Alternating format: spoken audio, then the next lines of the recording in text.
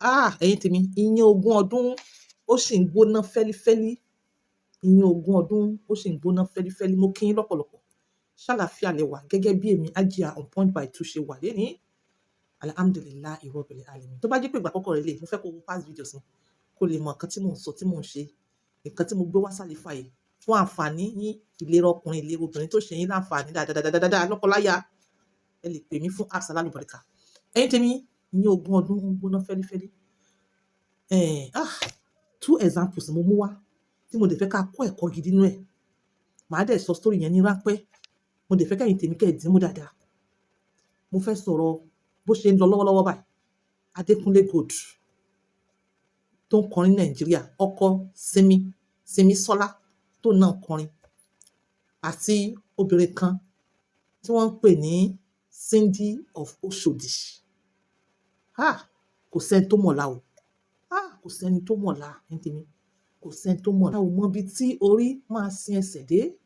Tó bá jẹ́ pé a mọ ibi tí orí máa sin ẹsẹ̀ dé ni, ó ṣeé ṣe ká mọ́ fi èní ba ọ̀la jẹ́. Ó ṣeé ṣe ká mọ́ ṣì sọ. Ó ṣeé ṣe ká mọ́ sáré ju kádàrá lọ. Ó ṣeé ṣe ká mọ́ fohùn ẹnu. Kódà ohùn ọwọ́ ká mọ́ fi kó bára wa. Ó ṣeé ṣe ká mọ́ fi wà sí, ká mọ́ fi kó bára wa. Ká mọ́ fi èní ká fi bọ̀la jẹ́. Pẹ̀lẹ́ Hajia, ó kù làákàyè. On point, ó kù làákàyè. Ẹ̀yin tèmi, bí mo bá ṣe ń sọ̀rọ̀ yèmí náà ń kọ́ ẹ̀kọ́ fa. Mo ń kọ́ ẹ̀kọ́ gidigidi gan fa. Èwo ni kí n kọ́kọ́ sọ ná? Ṣé ti Cindy ni àbí ti Adékúnlé Gold? Cindy Adékúnlé Gold. Ẹ jẹ́ kọ́kọ́ sọ ti Cindy. Ẹ wò tán fa, ẹ wò tán, tẹ́ bá wò tán àbọ̀ ẹ̀kọ́ lẹ́kọ́. Arábìnrin tá à ń pè ní Cindy. Ó jẹ́ obìnrin tó jẹ́ pé ó believe pé nothing, kò sí kankan mọ́ fún un. Ó believe pé there's nothing again for her. Ó wá bá àwọn ọ̀rẹ́ tó ń ṣìyàn lọ́nà. Àwọn ọ̀rẹ́ tó ń ṣìyàn lọ́nà, ó wá bá wọn pàdé. Ó bá wọn pàdé.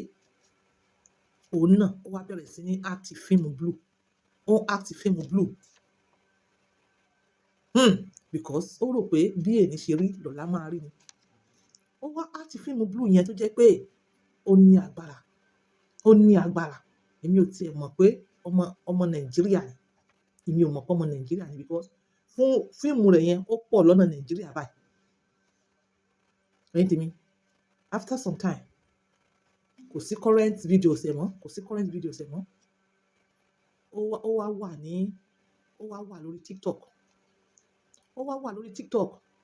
Ó wá hustle, ó ń ṣakitiyan bí kó máa ṣe àwọn stuffs ẹ̀, kó máa show ara ẹ̀ bóyá ó ń jó ni. Àkáǹtì ẹ̀ wá ń lọ. Àkáǹtì ẹ̀ ló ń build ara ẹ̀. Àkáǹtì ẹ̀ lọ. Òun náà ti wá wọ́n ti ń mọ̀. Bí wọ́n ṣe ń mọ̀ yẹn, ọ̀pọ̀lọpọ̀ wá mọ̀ pé Cindy of Oshodi ni. Wọn ò mọ̀ pé èèyàn tó ń act blue ni. Bí èèyàn kan ṣe cast ẹ̀ níjọ́ kan nìyẹn. Bó ṣe cast ẹ̀ nìyẹn. Ní àwọn blue films tó act yẹn, mi ì lérò pé orúkọ rẹ̀ yìí ó ń jẹ́ Cindy of Oshodi o pẹ̀lú àwọn blue film yẹn. Bẹ́ẹ̀ nígbà tí wọ́n cast ẹ̀ tán, I'm telling you, íńtánẹ́ẹ̀tì wọ́n need láti connect orúkọ yẹn mọ́ gbogbo blue film tó ti ṣe. Ẹ̀yin tèmi o, ó nà nẹ́tíkà. Ó wá sọ nínú ọ̀rọ̀ rẹ̀, ó ní èèyàn tó ń fẹ́ ó break up pẹ̀lú òun. Cindy of Oshodi. What do you expect? Bí ọkùnrin yẹn gan bá tiẹ̀ gba gbogbo bùkátà rẹ̀, gba gbogbo past mistakes yẹn, àwọn èèyàn kọ́ àwọn fíìmù míì tó yẹ yín, àwọn fíìmù míì kò ṣeé wò fún ọmọlúwàbí tá a sọ pé obìnrin yìí la gbé sílé àsìyàwó.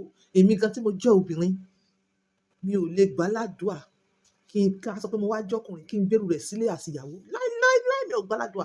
So Cindy of Lagos, má fi banújẹ́ olú ọkùnrin bẹ́ẹ̀ break up pẹ̀lú ẹ. It is bound to happen. Ó sì tó o bá ṣọ́ra, ó máa happen lọ. Ṣe sùúrù náà nísìn, Cindy of Oshodi. Ṣe sùúrù náà, Cindy of Oshodi. Ṣe sùúrù náà pẹ̀lú relationship. Jẹ́ kí àwọn èèyàn nígbàgbọ́ pé o ò ní padà lọ síbi ẹbí rẹ̀. Because ọ̀pọ̀lọpọ̀ máa rò pé if I have something serious with this lady, ṣé kò ní padà lọ sí ibi ebi ẹ̀ because in the past kò wọ́pọ̀ nírú àwọn tó ti ṣe irú nǹkan báyìí pé kí wọ́n má padà lọ mọ́. Obìnrin yìí ṣàlàyé ó ní fíìmù tá a rí ní online yẹn bó ṣe pọ̀ yẹn ó ní 150,000 ó ní wọ́n san fún. I can't believe that.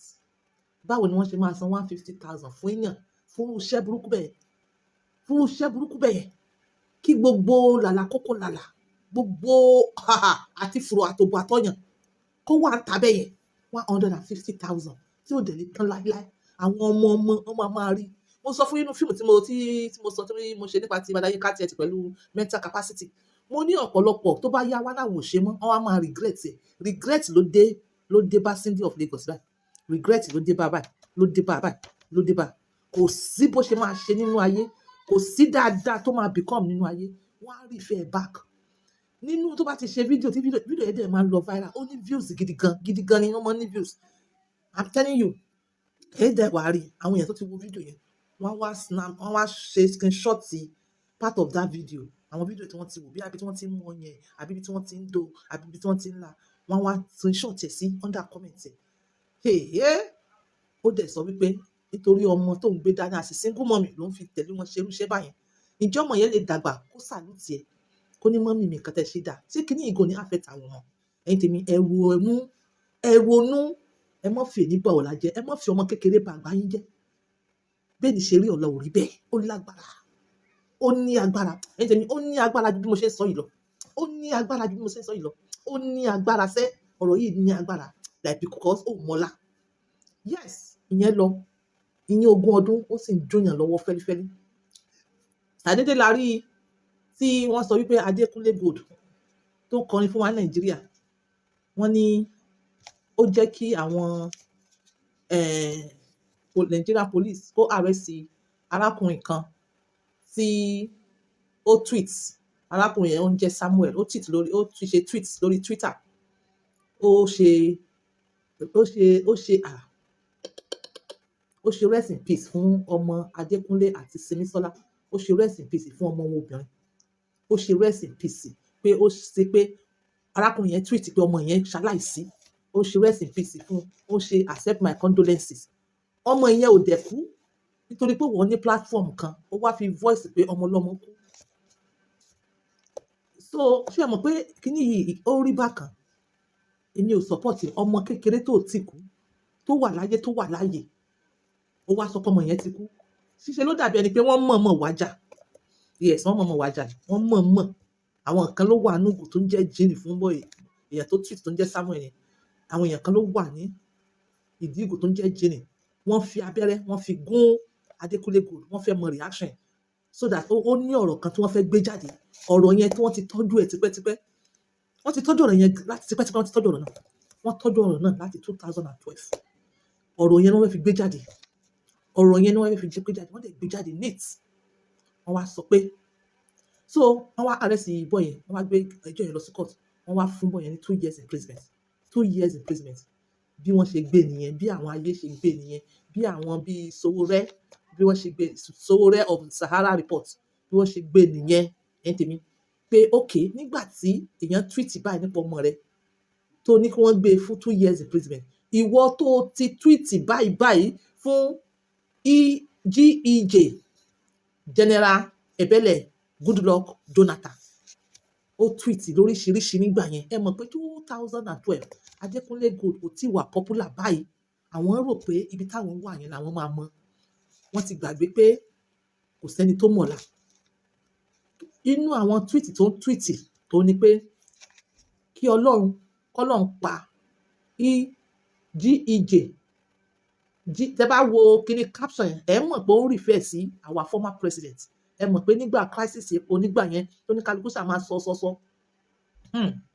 ó ṣáà tweet oríṣiríṣi ó tweet gidi gan pa ó pọ̀ fa bóyá bẹ́ẹ̀ ṣé wo mi máa fi sí nínú tweet yẹn tí mo lè rántí sọ máa mọ̀ ṣọ́ àwọn yòókù mo ní pé kí ọlọ́run pa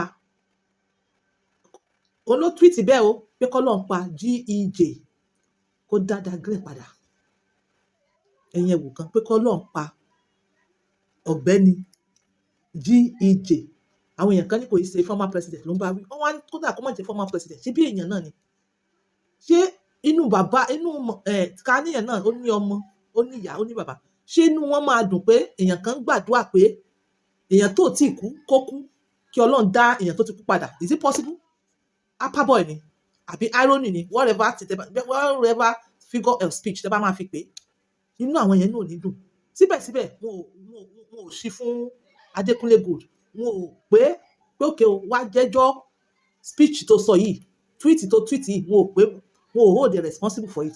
Kí ló dé tí Adékúnlé Gold fi wá hold ọ̀gbẹ́ni tó tweet pé ọmọ Adékúnlé Gold kú? Kí ló dé tí wọ́n fi get arrested? Kí ló dé tí wọ́n fi fún ní 2 years imprisonment? Ẹ̀yin tèmi, wọ́n wá ṣe gbogbo yẹn kan nísìn, wọ́n wá ṣe kan. So ẹ dẹ̀ mọ̀ pé ẹ̀rà tá a wà ń sìn, àwọn èèyàn kan, mi ò fẹ́ sọ̀rọ̀ nípa politics, àwọn èèyàn kan wọ́n lọ ń gádà, wọ́n lọ ń sọ wípé kí Goodluck Jonathan kó padà wá. Ó ṣeé ṣe irú àwọn èèyàn yìí, àwọn ni wọ́n lọ ti iná bọ ọ̀rọ̀ yìí lábẹ́. Èmi kan rò bẹ́ẹ̀ ni o, òun mo fi sọ pé iyán ogún ọdún ó ń jóná fẹ́lífẹ́lí. But whatever the case may be, nǹkan tí èèyàn tó tweet pé ọmọ ọlọ́mọ tó kú kó rest in peace, nǹkan tó ṣe yẹn ò dáa, nǹkan tó ṣe yẹn burú jáì, nǹkan tó ṣe yẹn ó burú jáì. tó yẹ yín, ó deserve punishment, nítorí báwo nìyẹn ṣe ní ọmọ kéèyàn kan máa wíṣì pókú, ó dẹ̀ sọ gbàgàdàgbàgà lórí gbogbo social media, wọ́n dẹ̀ ń gbé káàkiri. In fact 2 years gan ti kéré jù, kí wọ́n ṣe ní 7 years or 10 years, nítorí àwọn tó bá máa ṣe bẹ́ẹ̀. Fún díẹ̀ yìí, gbogbo ṣe tá a bá ń ṣe, ẹ jẹ́ ká máa wà kíáfù, gbogbo nǹkan tá a bá ń sọ, ẹ jẹ́ ká máa sọ pẹ̀lú ọpọlọ.